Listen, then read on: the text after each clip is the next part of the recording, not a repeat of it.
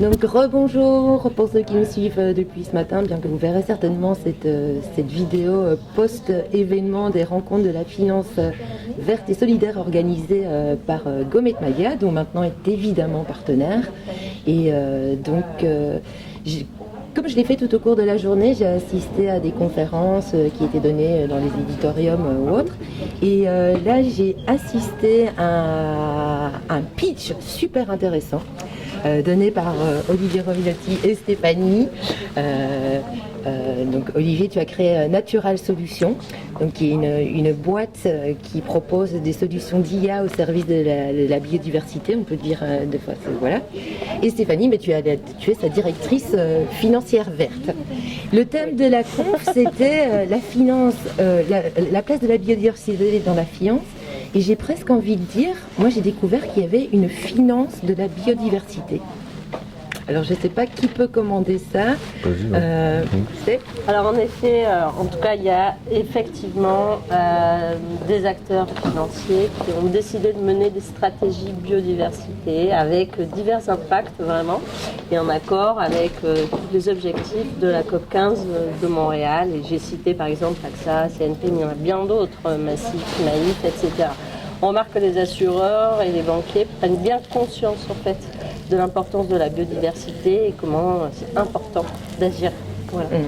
Il y a même un PIB de la biodiversité. Oui, absolument. En fait, l'ONU a mesuré en fait la valeur économique générée par les systèmes écosystémiques. Donc, Olivier nous a bien expliqué ce qu'étaient les services écosystémiques. C'est tout ce que la nature, les animaux, etc., le vivant, rend comme service en fait à la planète et qui nous permet à nous d'avoir nos activités économiques. Et donc, il est supérieur.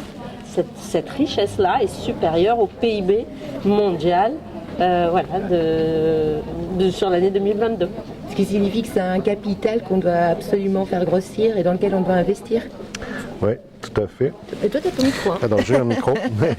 Oui, donc à Natural Solutions, on travaille sur 3 piliers. Un premier pilier qui est de reconnecter au vivant. Donc en gros, c'est arriver à faire une comptabilité de cette biodiversité. Un deuxième pilier qui est de préserver l'existant avec des zones qui sont encore faiblement dégradées, sur lesquelles il faut absolument travailler sur des zones de préservation fortes. Et un troisième pilier qui est la régénération. Donc comment est-ce qu'on fait fructifier ce capital naturel? Là, c'est en faisant de la permaculture, en plantant des forêts, en plantant des arbres, en plantant de la diversité, en faisant peut-être un peu d'aquaculture, peut-être de nouvelles générations. On peut encore imaginer que les écosystèmes se restaurent, se régénèrent et nous offrent ces fameux services écosystémiques sous forme de biomasse. Alors ça, c'est un des objectifs, enfin tu incarnes une des solutions sur lesquelles peut reposer l'Union européenne parmi les nouveaux objectifs qui s'est fixés. Est-ce qu'on peut revenir un petit peu sur ces objectifs parce que c'est nouveau? Alors je ne sais pas si tu t'y colles ou si c'est Steph qui s'y colle. Bon, je peux m'y coller d'abord.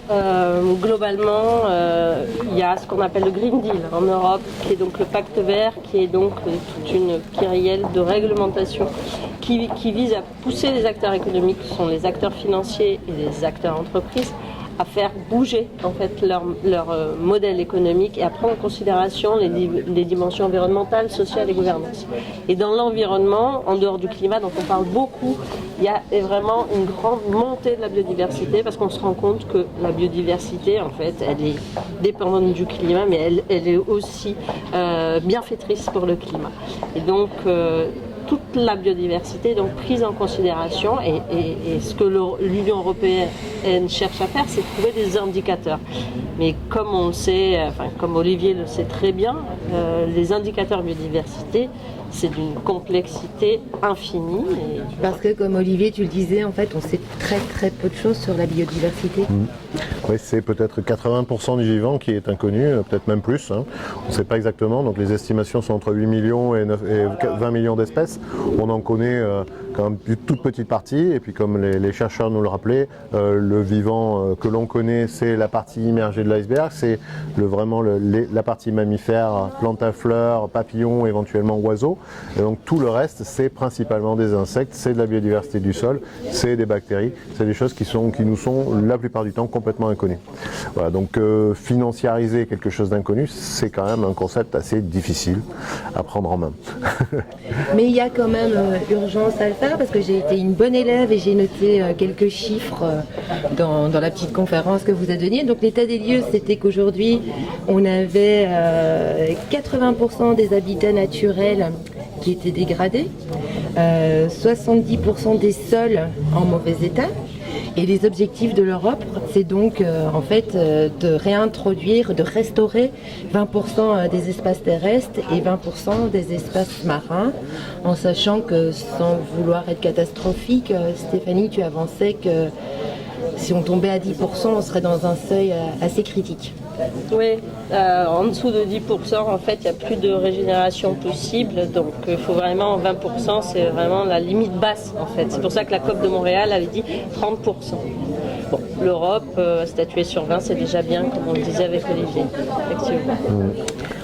Oui, ce vivant, donc c'est un capital naturel qui va nous permettre éventuellement d'être plus résilients à ces stress hydriques, ces stress du changement climatique, et on a besoin de cette diversité génétique qui est en fait une machine à innover, quelque part une bibliothèque phénoménale de cortège d'espèces et de potentiel évolutif pour faire face à ces changements globaux qui influent sur notre habitabilité, sur l'habitabilité de la planète.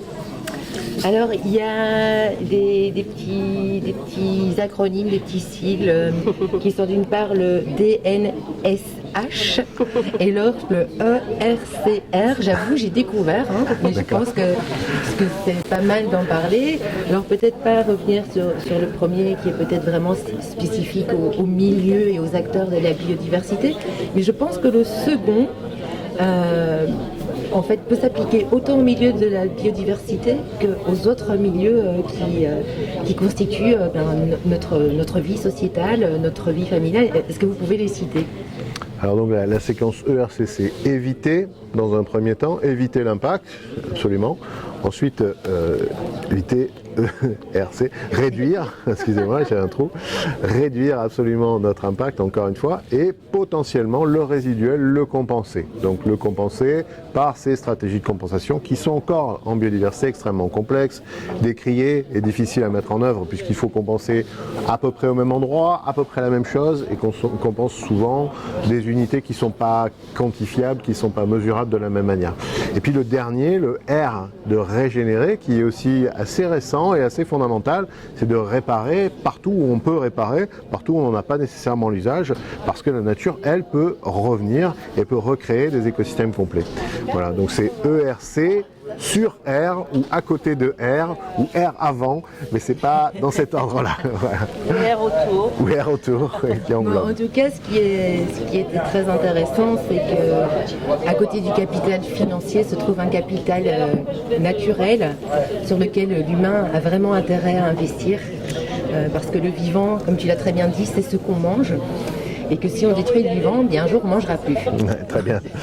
C'est ça. Ouais, tout à fait. Bon, merci à tous les deux, merci Stéphanie, merci Olivier. Merci à toi. Et bonne continuation. Allez, à bientôt. Super.